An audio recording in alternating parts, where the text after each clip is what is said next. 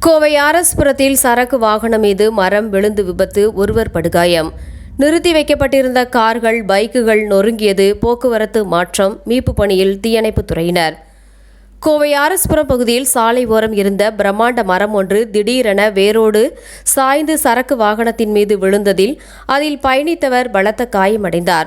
இந்த விபத்தில் சாலை ஓரம் நிறுத்தி வைக்கப்பட்டிருந்த கார்கள் மற்றும் இருசக்கர வாகனங்கள் பலத்த சேதமடைந்ததால் அந்த பகுதியில் பரபரப்பு நிலவியது.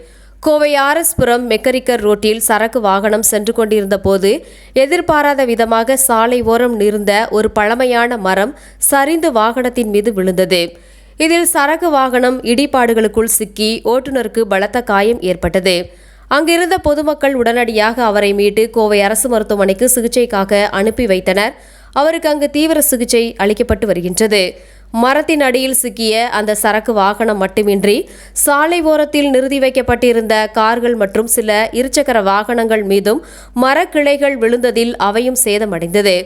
தகவல் கிடைத்து சம்பவ இடத்திற்கு வந்த ஆர்எஸ்புரம் போலீசார் மற்றும் தீயணைப்பு துறையினர் ராட்சச ரம்பங்கள் மூலம் மரத்தை துண்டு துண்டாக வெட்டி அகற்றும் பணியில் தீவிரமாக ஈடுபட்டுள்ளனர்.